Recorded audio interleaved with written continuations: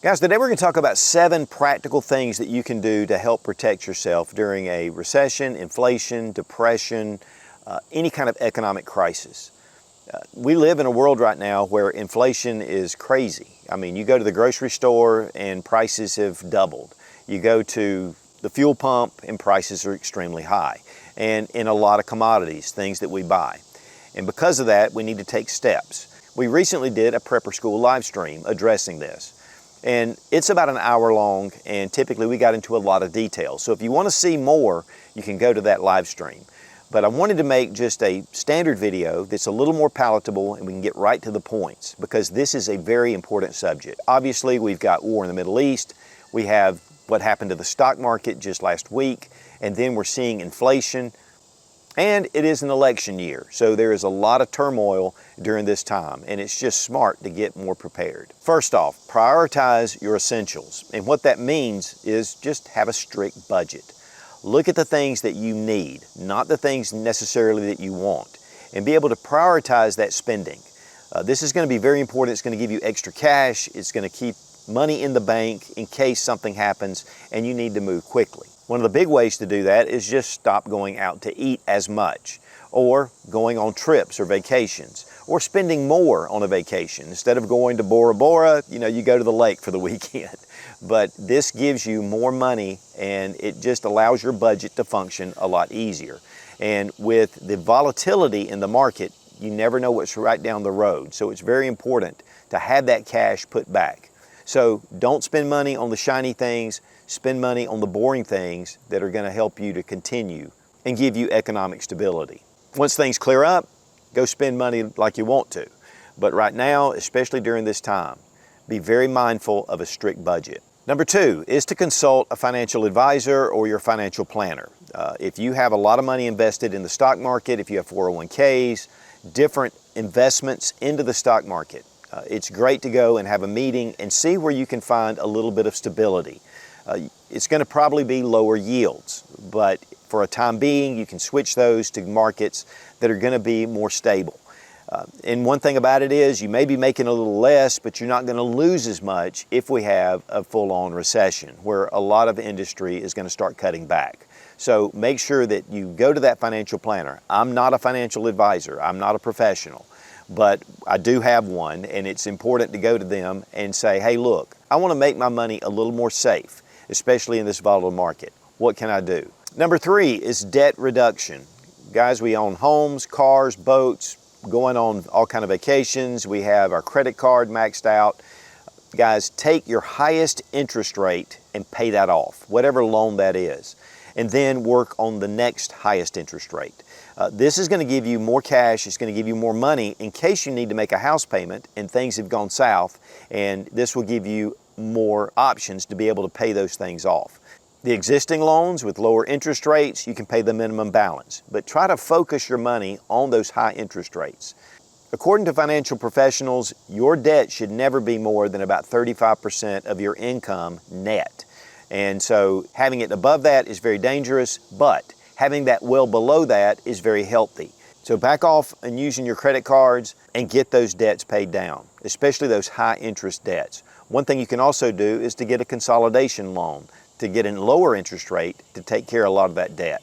Having cash put back, or having it in an account where you can pull it out, having just more liquidity, where when you pull money out, you can use it, you can need it, especially with things like job loss or you have a major bill that you need to pay. This gives you the money without having to go into debt. And 2, in case there's any kind of power outages or any kind of hack that happens in your area where power systems go down, you're going to have cash in case the ATMs are out.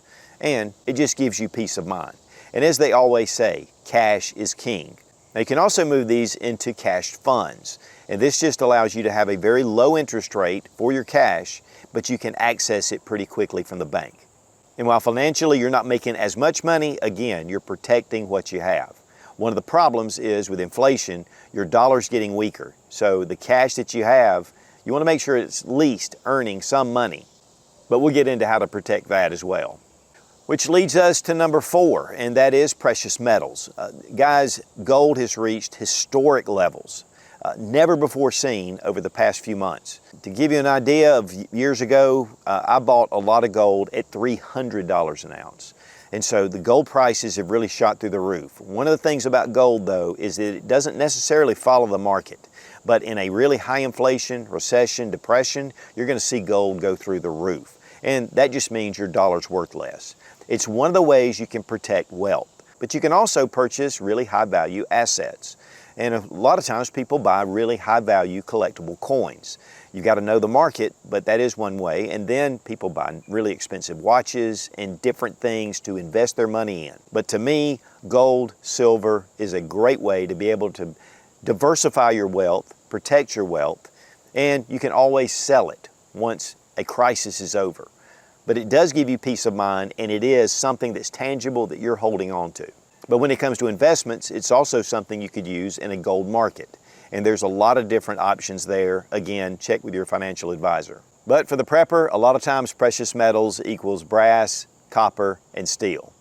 I understand that, and I'm a big proponent of that. But I think that gold is still a great option to have, again, to diversify. Number 5 is to have a second source of income. Guys, there's a lot of different options out there. But if your job or primary job can be vulnerable to the market, you need to be really looking around and seeing what you can do to supplement at least. Microsoft just had a massive layoff, and you never know what market you might be in, and you need to make sure that your primary job is stable. If not, again, have that second source of income. And there's a lot of different ways you can do that, and really it's according to your skill, but the online sources are plentiful. But let's face it, most great ideas started in a garage, and then that business just grew. And it's a great way to be an entrepreneur, make some money, and be able to give yourself a little more time in case you do have a job loss. Or develop skills. Develop online learning, figure out some things to do to be able to find that source of income that, again, needs to be in a stable market. But guys, even during the Great Depression, a lot of people became very wealthy because they were just invested in the right markets. Number 6 is just getting rid of things that are around your house that you don't need. Facebook Marketplace is a great place. You can go to flea markets. You can go have a big yard sale.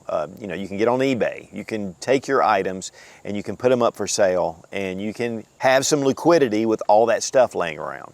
One of the things I used to do was look at something and I would say, that's like a $20 bill laying there and it's just sitting there. So I would put it on eBay, sell it, make some money on it. And so being able to move those things. We have personally purchased quite a bit of things on Facebook Marketplace. And you can obviously sell a lot of things on Facebook Marketplace. So there are some options out there. And guys, it takes a little work to get it together, but it's going to be well worth it, and it'll just really streamline your life. So getting rid of this stuff that has value, you don't want to throw it away, and yet you could make money on it. And that'll just be a great way to be able to boost up your savings and the money you need to spend. Number 7 on the list is to prep.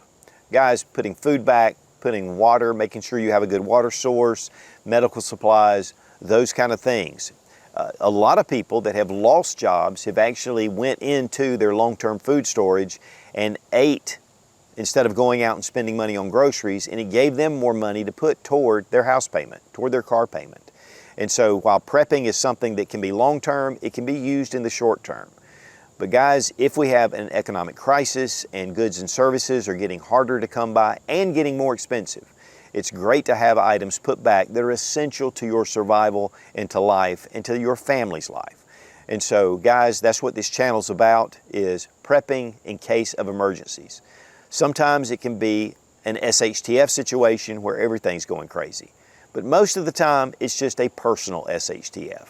And you have some things set back to be able to get you and your family through. And again, it frees up money to go to more essential things where you've got money invested, you don't want to lose your house, you don't want to lose your car. Having those things set back just gives you some freedom and peace of mind. So guys, 7 things that honestly you should be doing anyway. But a lot of times, we have money coming in, things are going great, we're not really thinking about it. In this time of a little bit of economic volatility, I think it's important to kind of tighten the belt a little bit, take care of things you need to take care of. You'll have more assets in the long run, and if everything just kind of clears up, which sometimes it does, sometimes it doesn't, it's just going to give you more choices. and it's gonna buy you more time. And really, that's what prepping's all about. So guys, if you want this expanded a little bit, a little more information, a little more in depth, I will have down below in the description the Prepper School live stream that we did. You can check that out.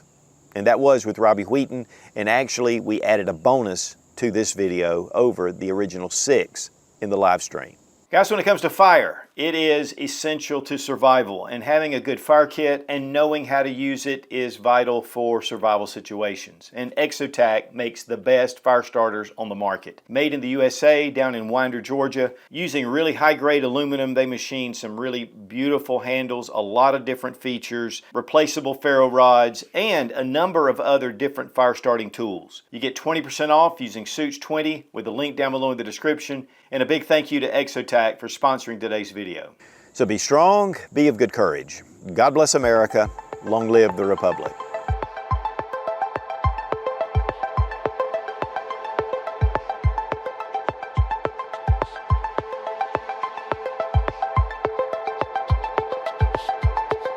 Type environment, because we're paying a lot of money and, okay, damn, you are so snuggle. Dadgummit. This is the big baby right here, the big baby. Yes, he is. Okay, you get down there. Now, we've got the election coming up. We've got the war in the Middle East that's looming. And then we have, and again, we have that inflation that's affecting us all. What the heck was all that? You're a sweet chip, but you need to stop. Things that you need to purchase, but you need to make those purchases wisely in a time of inflation. What the freaking crap? Or is to have cash. Now, we can have issues with the power grid or different things, but having cash on hand is going to be vital. It's going to give you more options to be able to, okay. And while the markets did crash the other week, okay, but food prices, oil and gas prices, your property tax, your property